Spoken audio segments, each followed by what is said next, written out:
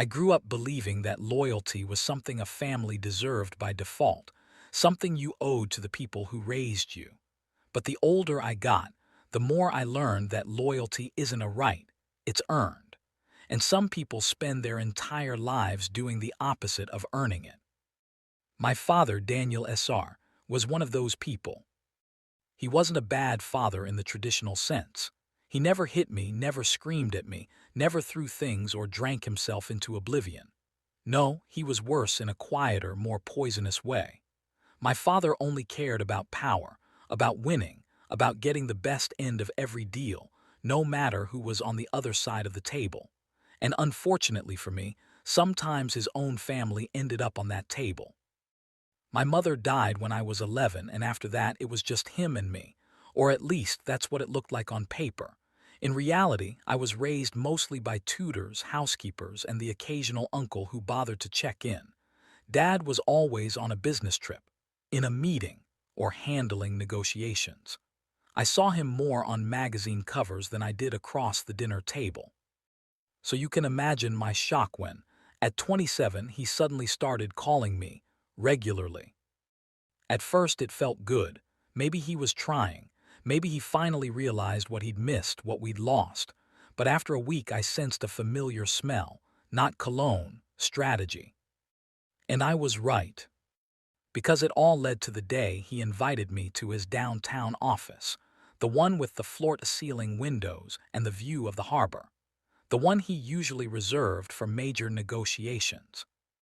When I walked in, he stood up as if greeting a business partner, not his son.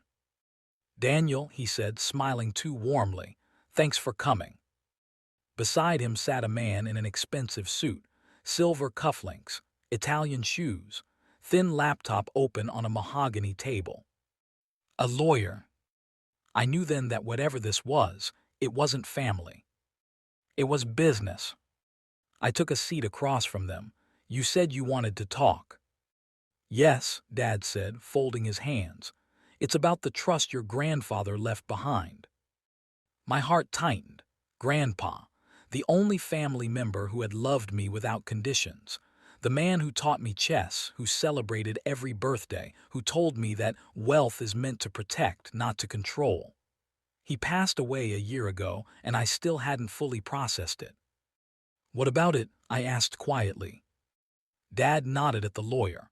The man slid a stack of papers toward me. I glanced at the heading and froze. Transfer of beneficial rights, trust fund, $9,800,000.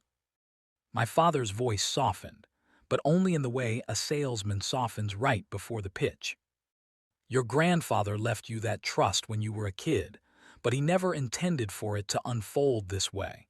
There were complications, financial strain on the company. He knew I'd manage the assets better." I looked up slowly. "You mean he didn't leave it to you, so now you want it?"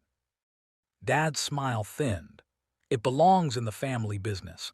Besides, money at your age, you'll waste it. This isn't personal, it's strategic." There it was. Strategic. Always strategic. "So you want me," I said, touching the papers, "to sign over $9.8 million. "Yes," he replied, as if I'd asked whether he wanted water. "And the sooner the better.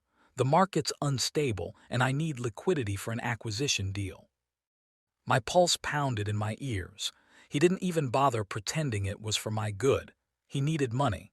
He wanted mine, and he assumed I'd fold. The lawyer cleared his throat. "If you sign today, Mr. Rivers, we can expedite the transfer. Your father has already prepared the necessary filings." Dad leaned forward. "Daniel, this is the best thing for everyone. Don't complicate it." I stared down at the signature line, my name printed neatly beneath it. A perfect trap, clean, profitable. For him.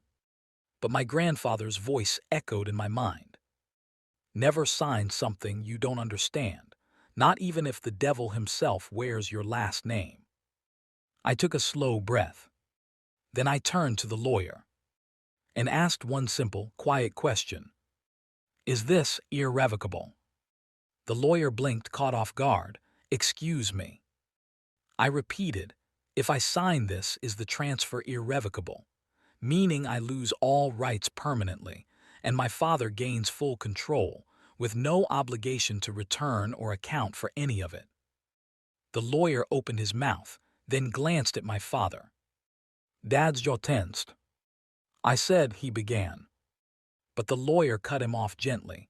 Legally, yes. Once you sign, the transfer cannot be reversed.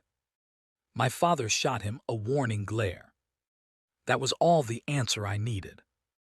I leaned back in my chair, the air returning to my lungs like a slow tide. Then I have a second question, I said. Dad exhaled sharply, annoyed. Daniel, stop dragging this out. I held up a hand. Just one more. I turned to the lawyer again. Did my grandfather specify in the trust documents that I retain full rights until age 30? The lawyer froze. Dad's eyes widened with a fraction of panic, small but visible. And the lawyer, because he was bound by ethics no matter who paid him, finally nodded. Yes, you maintain all rights until 30, and you cannot be pressured, coerced, or influenced into relinquishing it. That clause is explicit. A beat of silence. Then another. The room felt suddenly cold.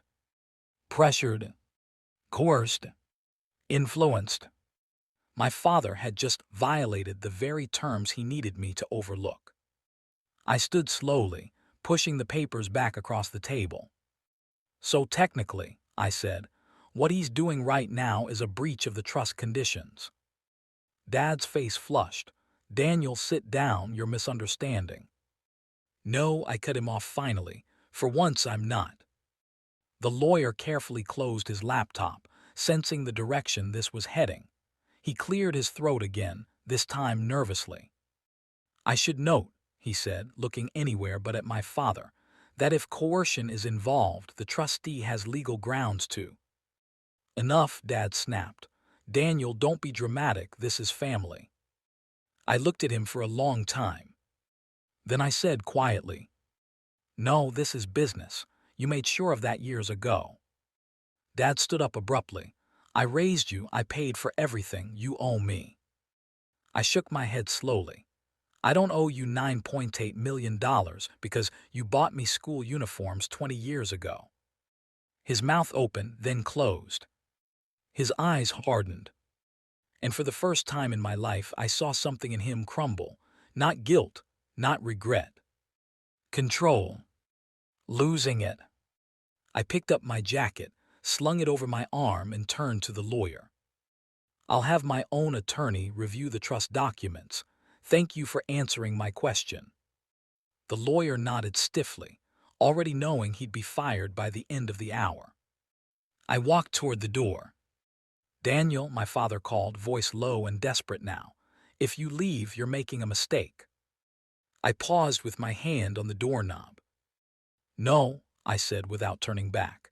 The mistake would be signing away the last thing Grandpa ever gave me. And then I walked out. But the story didn't end there. 3 days later, my father's attempt to use business pressure to force a trust transfer was formally reported to the trustees' oversight board. The trust was frozen for his protection and mine. And my father, his acquisition deal fell apart when he couldn't deliver the liquidity he'd promised. Investors pulled out, partners abandoned him, and for the first time in his life, the man who always won stumbled. He sent me one final message. Not an apology.